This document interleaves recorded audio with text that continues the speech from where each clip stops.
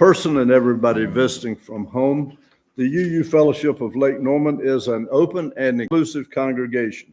Our members walk diverse paths to find meaning and purpose, but we are united by our belief in the inherent worth and dignity of all, and by the responsibility to express our faith through acts of justice and compassion. My name is Jim Price, and I've been an active member of this congregation since 2019 and a Unitarian since 2012. Today, Reverend Pat's title is Surrendering Assumptions, the Road to New Stuff. Assumptions have fallen away century after century. Flat earthers are in a tiny minority today. I don't know about that, Pat. Did you see the vote? 600 years ago, everybody believed in the divine right of kings. Today, nobody does. What? Again, I'm just speaking for the people. What might we shed on Sunday afternoon in Davidson? It ought to be good. Reverend Pat has been our pastor at this fellowship since August of 2020. He's married to his lovely spouse, Gabe.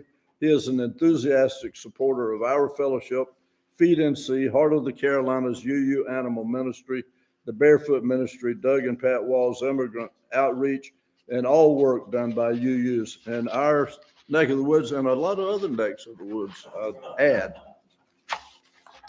If you will, please join me in saying our chalice lighting words as I light the chalice. They're in your order of service.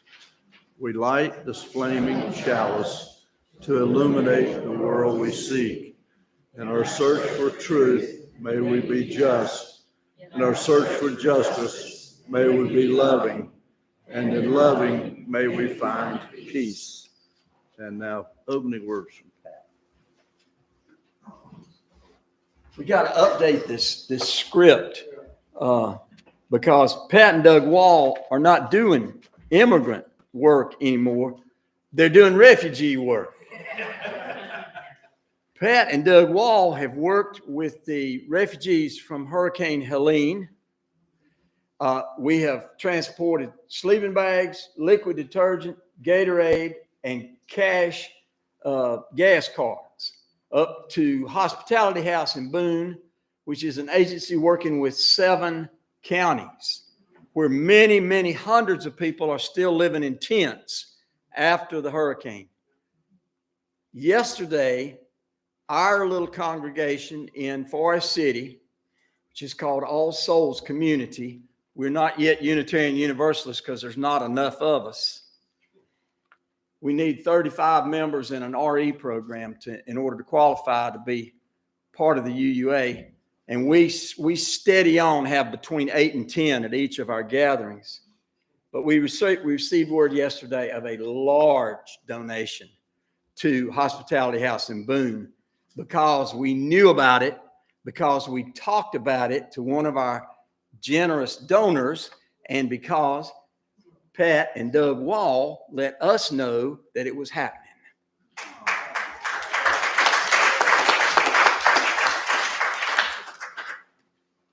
Quick survey. Who is interested in a Christmas Eve service? 1, 2, 3, 4, 5. Okay. 6, 7. Okay, great. Maybe not. Our opening words come from Marcus Aurelius and Henry Winkler. Aurelius said, "Treat with utmost respect your power of forming opinions, for this power alone guards you against making assumptions that are contrary to nature and judgments that overthrow the rule of wisdom." Treat with utmost respect your power of forming opinions. And Henry Winkler said, assumptions are the termites of relationships. Eddie, do you have an A? You want to jump in?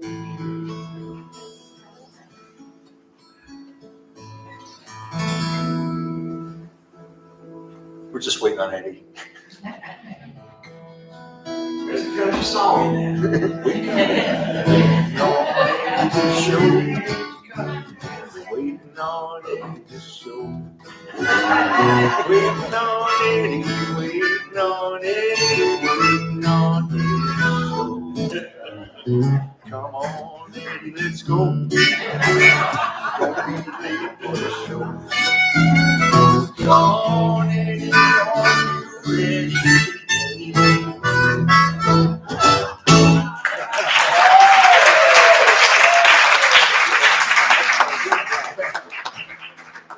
I'm so embarrassed. Not. Here Comes the Sun. Right. It's by a band called the Beatles. Beatles. Oh, I've heard of it. Figure it's a beautiful sunny day out here. Yeah. It's more than, the song is more than Here Comes the Sun. It's Here Comes the Love.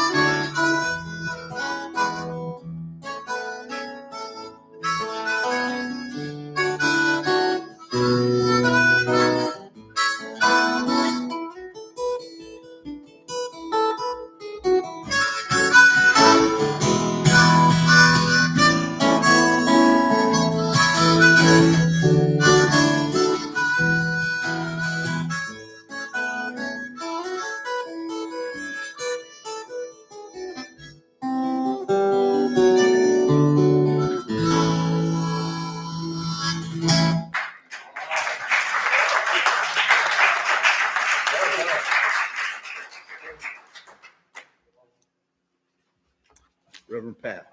I just wanted to get my stuff.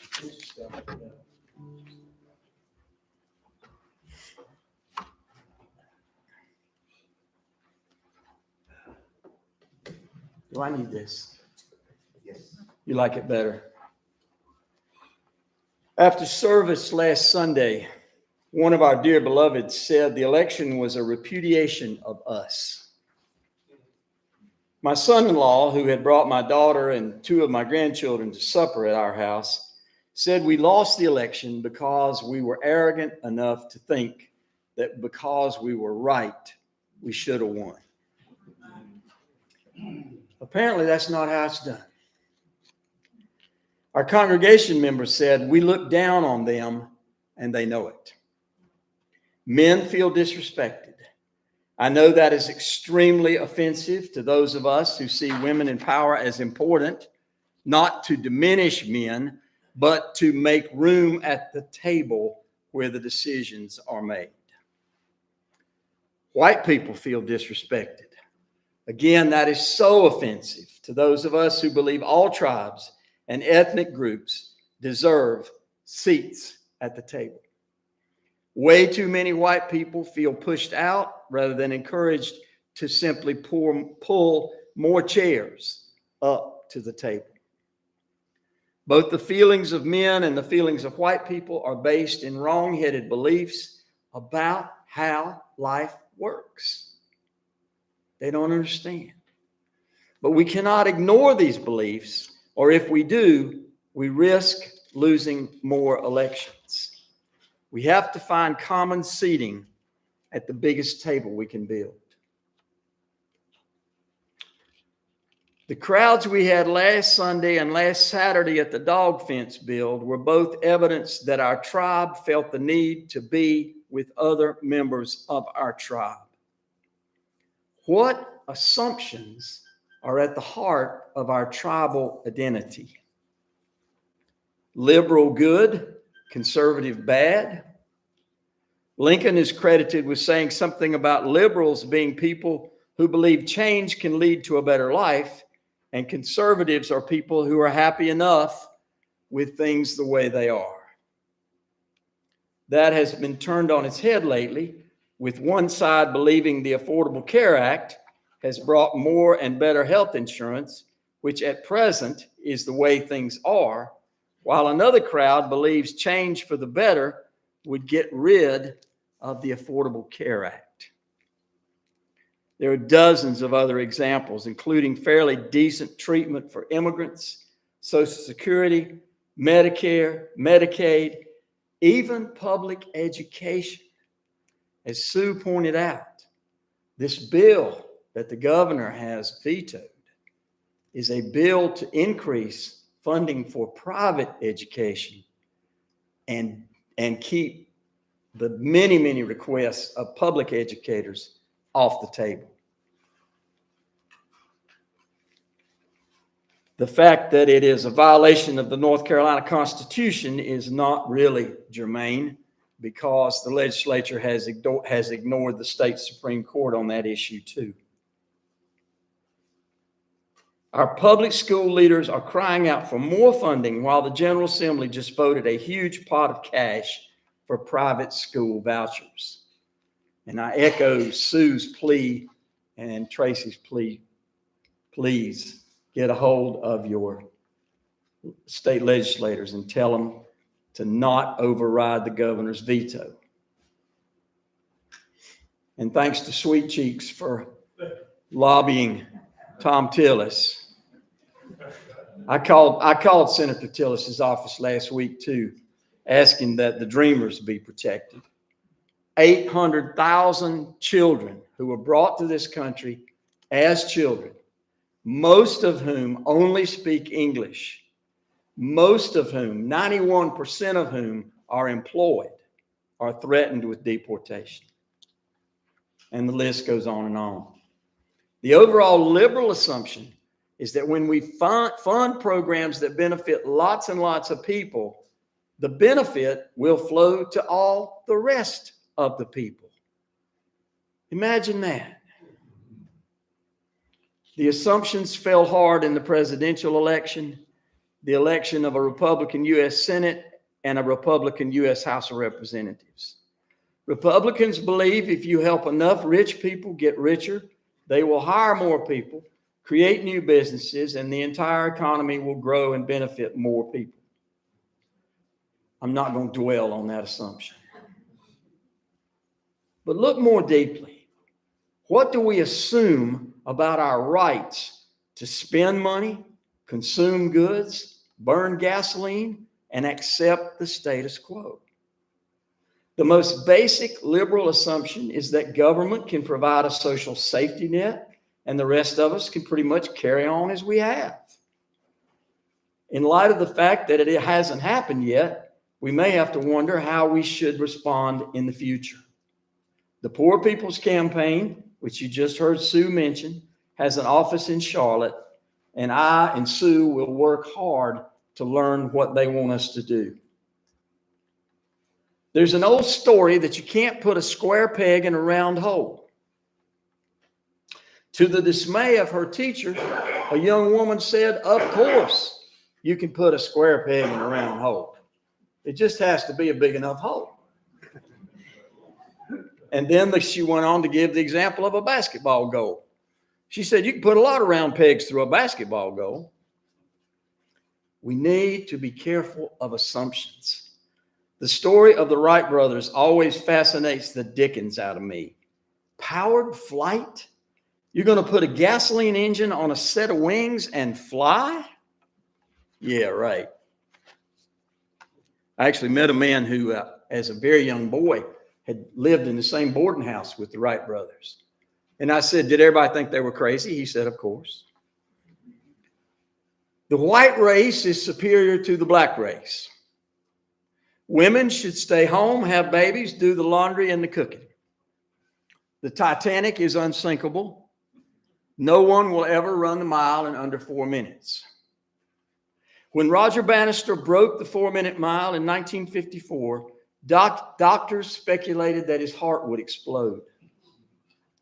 When Haitham El Guerraji set the current record of 3 minutes and 43 seconds on July 7th, 1999, he finished ahead of Roger Bannister roughly the distance of a football field and on out into the parking lot. If he had been actually racing Bannister, he would have had time to tie his shoes before Bannister caught up with him. The stories of overcomers inspire us to stretch our imaginations and challenge ourselves deeply to find new ways of thinking and believing and new projects to extend our principles of equality, freedom, education, inspiration. Here's another example of assumptions dropped. We used to assume we had to look at a dictionary for the meaning, spelling, or pronunciation of a word. Have you ever looked at the bookshelves in in thrift stores?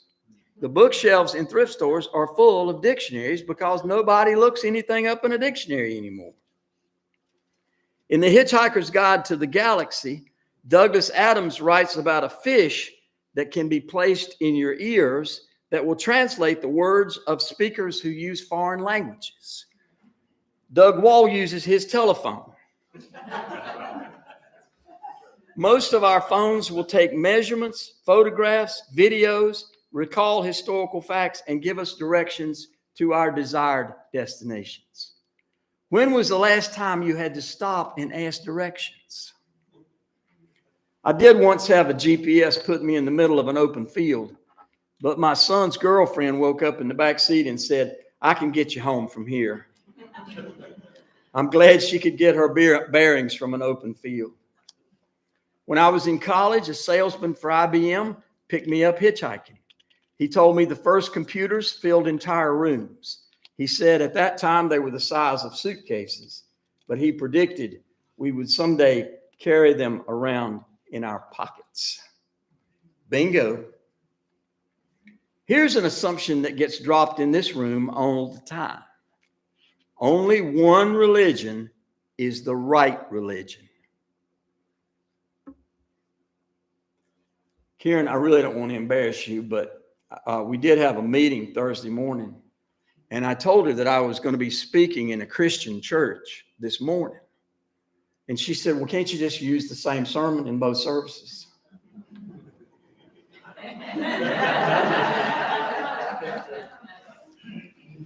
The assumption is by so many millions and millions of people, billions of people, that there is only one religion that gets you where you want to go in the realm of morality, spirituality, and life after death. If indeed there is such a thing. We have readings from 13 world religions in the back of our hymn books. And we have readings from atheists and agnostics who would probably appreciate it if I did not call their spiritual paths a religion. The word religion is one that intimates structure, and most atheists and agnostics like to believe they have dropped that kind of structure. I would simply offer that they have a new structure, leaves them with a different kind of structure, but still feels pretty structured to me.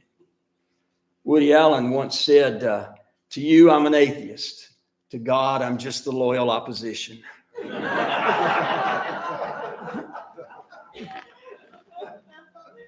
Please think about all of this.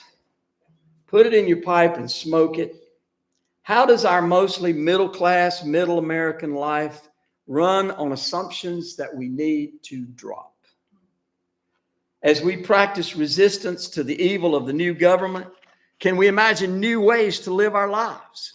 Is it not extraordinary that Unitarian Universalism feels like exactly the spiritual path that serves a world of dropped assumptions? Many of us grew up hearing that there was only one way. I still believe there is only one way, but I just happen to be Unitarian Universalist enough to say that one way has many names. Down at the UU in Augusta, Georgia, they have a sign that points one way in their parking lot, and it points to the right. I told them they need to change that sign.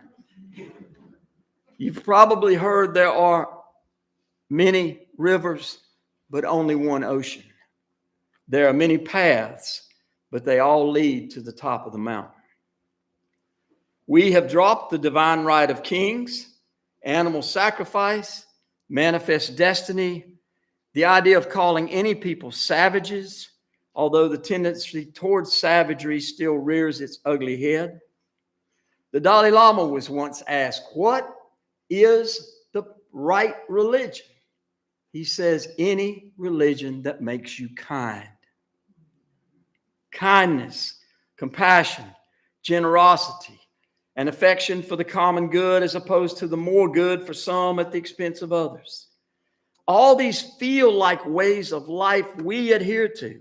And when we fail to, we pick ourselves up, we dust ourselves off, and start all over again. Do you have limiting assumptions? Are you confined by what you think is possible? The Apostle Paul wrote that there is a way in which all things are possible. And many who have tried his way have accomplished remarkable things. Colleges, universities, hospitals, village health clinics, and other serving institutions all over the world are evidence of people saying all things are possible. They not only said all things are possible, they went to work and they made them happen. Thoreau said, if you have built castles in the air, your work need not be lost. That is where they should be. Now put the foundations under them. One of our guests last week from Piedmont noted that we have a building fund. So now we face the question that may yet take us years to answer. Have we built castles in the air? And when might we put foundations under them? When Autumn Weathers resigned a few months ago, we began operating without a program for children. Claudia and Alan graciously brought us one program and have expressed a willingness to do it again. How might we put foundations under a castle of religious education? And how will we respond to the evil in the new government? Several of us have committed to many actions by attending the Friday Action Hour at 11 a.m. Information on how to do this is found in all of our newsletters, thanks to Tracy Grimm.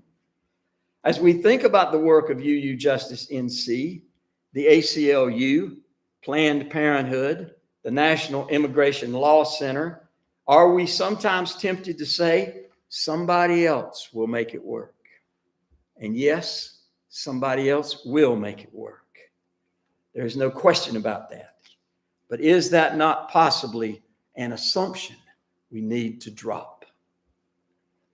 Here's a joke that I may have told before, and if I have, please forgive me.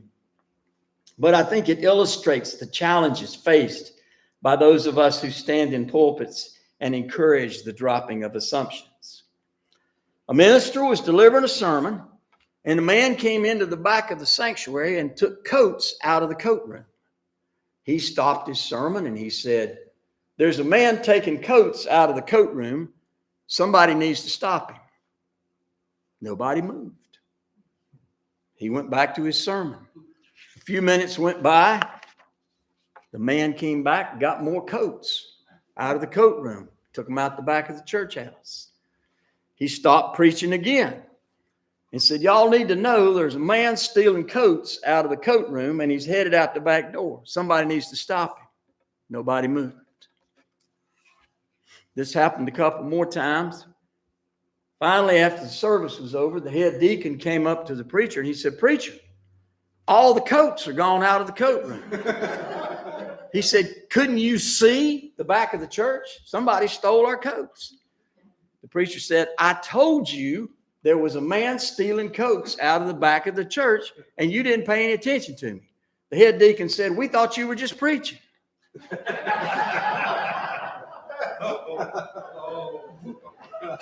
Oh. The problem we all face, and I include myself, is that we come here on Sunday afternoons with our assumptions tucked neatly into our consciousness and operating systems. One of those assumptions is that we will leave pretty much the way we came in. My hope, and again, this applies to me as much as it does all of you, my hope is that some change might happen. My hope is that some change might happen. Some assumptions might drop away. Can you think of any you might leave here in the Quaker Meeting House and find some new way of thinking and doing as you walk back to the parking lot? And those are the questions that are supposed to prompt the talk back. Jim Price, come help me manage this unruly crowd. Now's your time.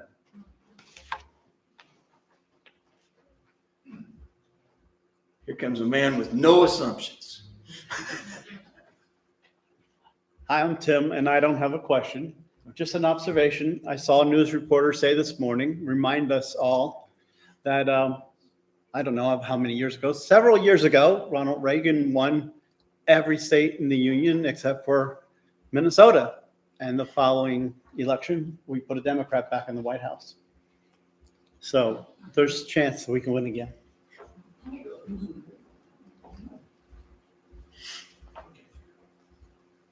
Are you saying by that it's not the end of the world? Yes. Because some of us have been confused about that. Yeah. He's saying we have to wait 4 years. No, we don't. If you heard what Sue Cunningham said this morning, if you heard what Tracy Graham said this morning, if you heard what Sweet Cheek said this morning, we don't have to wait. We don't have to wait 4 more years. We can get on the phone tomorrow and tell them not to override the governor's veto. We have an election in 2 years. And we have an election in 2 years. But we got telephones that work tomorrow. Sure. Tom Tillis is up for re-election. Tom Tillis in 2 years. And if the stars align, maybe we'll whip him in a very nonpartisan way. Anybody got an assumption they want to drop? Uh-oh. Shut them down, Jim. There's Mary. Come on, Mary. And Doug. Mary, come on. Is it weird to think that we now have time to learn There you go. from the election, from our listening skills, and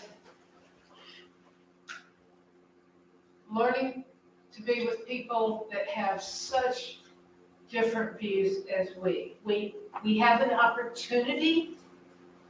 I know that's against probably most of what we believe, but I don't. I think we do. May not I think it's to necessary. think that. It's necessary now to get together, put our heads together, find common ground. For all the viewers at home, let me just say that Mary Nicholson asked, is it an opportunity to learn? And Eddie Gunn said it is necessary. And Doug Wall is coming up to talk about his assumptions. No assumption. Okay. The biggest Google search right now is, how can I change my vote? That says it all. Too late. The study groups, what do they call them? Child circles. No, not child circles. The people who get together in these groups and focus groups. Focus groups. In so many focus groups prior to the election, people were asked, do you think Donald Trump is an authoritarian? And the biggest response they got is, what is an authoritarian. One thing that I have concluded for myself this week, Reverend Pat, is that I'm not going to spend, Sue and I've talked about this, I'm not going to spend 4 years wringing my hands, worrying about everything that Trump does. Anything that we can do, we will do, but we can't let him live in our heads. We can't let him make us crazy. And I think he would enjoy that. Honestly, I think he would enjoy that. Oh, yeah. But as Sue pointed out to me, we don't have that many 4-year spans left. So we're going to go about making the most of every day, enjoying life the best we can, exercising these big hearts wherever and whenever we can, building dog fences, feeding it feed NC, and doing the things that we do, and coming here to hear you. Bless you, brother. Thank you. Thank you. It does mean a lot that so many of you are here. Linda's most recent count was 42. We had 44 last week. Had 41 last week. Yeah, we beat last week. Kate, you did it. You did it. How wonderful. But seriously, y'all, the state legislature needs not to override the governor's veto. The sheriffs do not like this bill. I called my sheriff. I said, Sheriff, you know about this bill? He said, yes. I said, have you talked to the guys in the House and the Senate? Ask them not to override. He said, yes. So he might have lied, but I don't know. But the sheriffs do not like this bill. They don't want to be helping ICE deport people. The other thing is those DACA kids, 800,000 of them are threatened with deportation. Come on, then.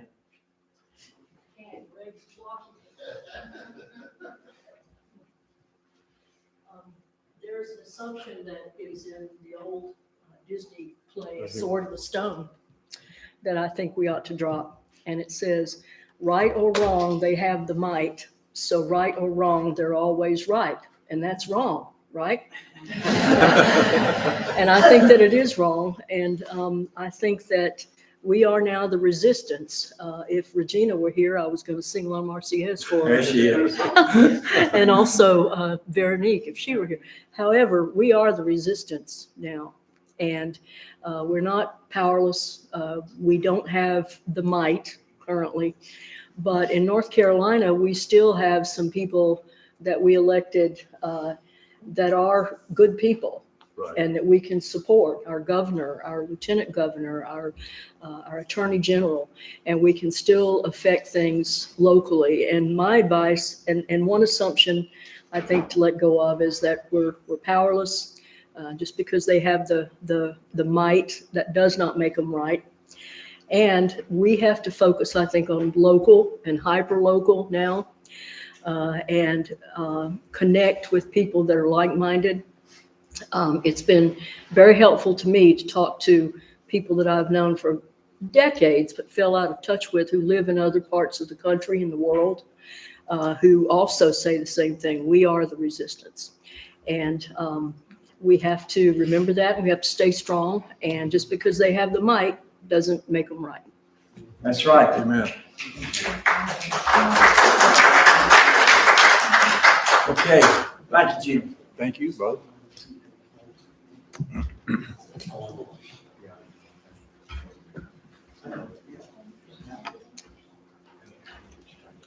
This fellowship is important to all of us.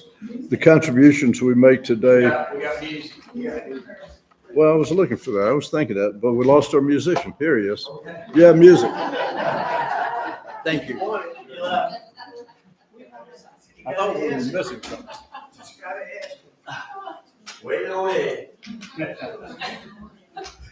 I guess the same way on that. He's ready this time. I heard him tuning up his harmonica. Yep. I can't believe this song was written in 1962. If I can find it.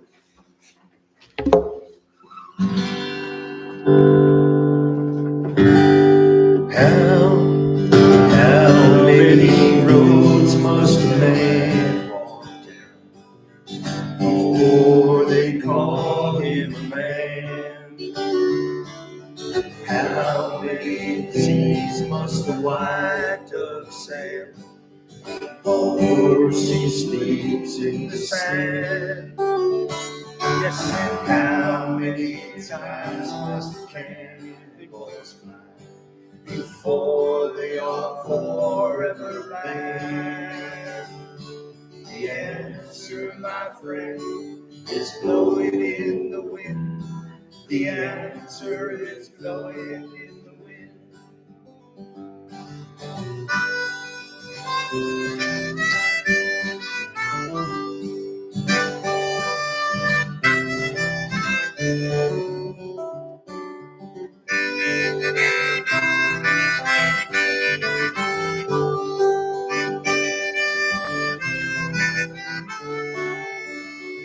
Yes, in how many years must the mountain exist before it is washed to the sea? And how many years can some people exist before they're allowed to be free?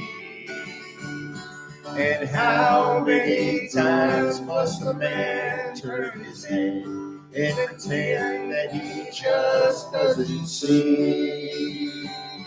The answer, my friend, is blowing in the wind.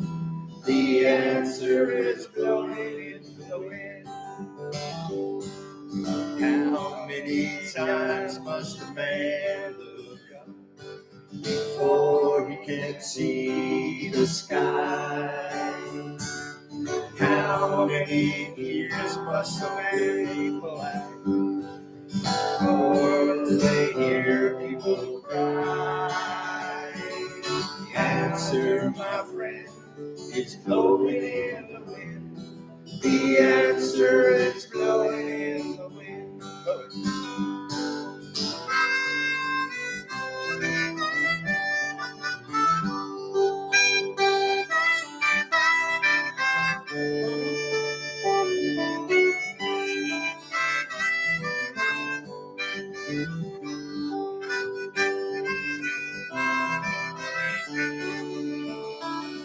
The answer, my friend, is blowing in the wind.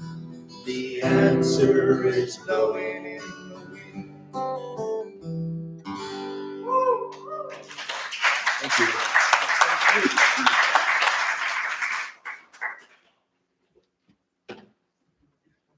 That's better. This fellowship is important to us all. The contributions we make today allow us to sustain and grow our congregation and to reach out to the larger community. Your giving affirms our commitment to each other and to the community. We're going to skip the vote because this is too many people. There came from the river place. We'll do it next time.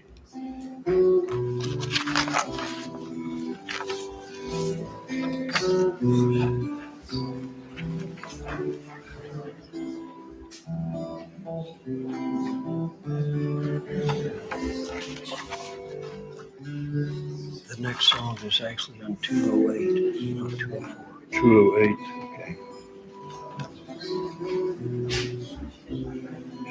208.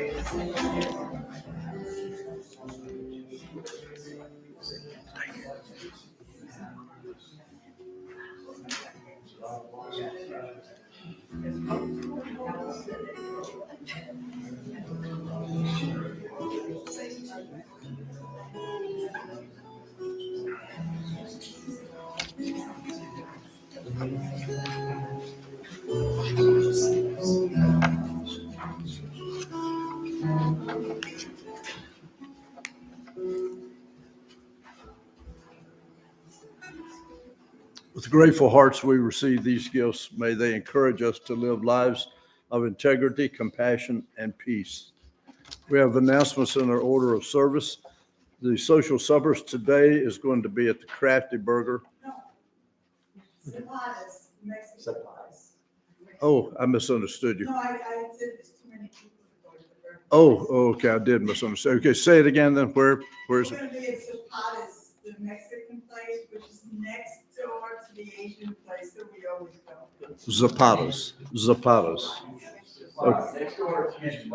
Right. Okay, Movie Tuesdays. The movie this week is called A Real Pain. There's got to be a joke in there somewhere. But anyway, A Real Pain at 2:10. Contact Linda if you have questions about that. The Heart of the Carolinas has a fence build next Saturday. Volunteers are always welcome. The Feed and See next time you can volunteer is December 12th. And Jim is always looking for volunteers. Let's see. Okay, on December the 8th, we're going to have a special musical service, and that'll be lots of fun. And December 15th will be our annual town hall meeting. Our closing song today is listed as 204, and the order service is 208. 208. Every time I feel the Spirit. Please stand if you're willing and able. See? Oh, you know this song, Eddie. Just got to feel the Spirit, buddy.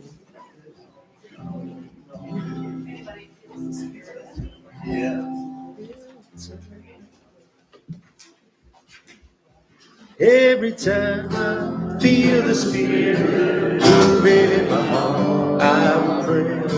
Every time I feel the Spirit moving in my heart, I will pray. Up on the mountain, my God spoke. Over the mountain, fire and smoke. All around me, pillars to shine. I ask my God, and always mine.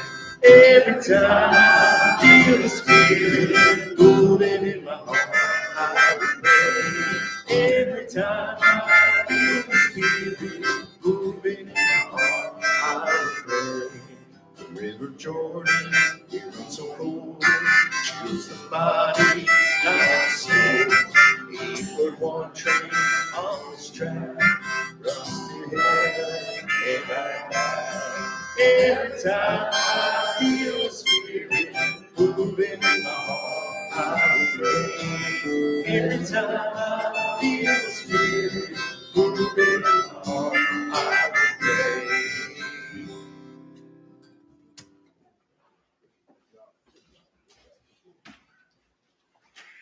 Closing words, Reverend Pat.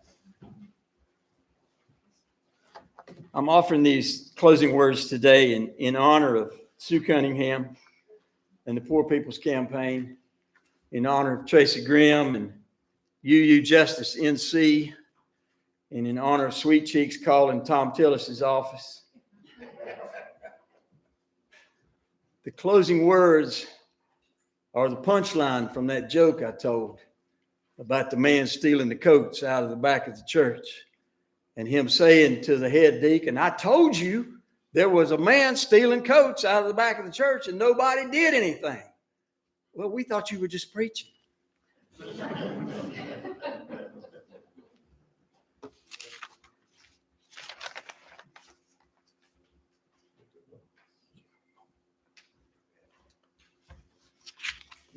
Please say with me the words in the order of service for extinguishing the chalice.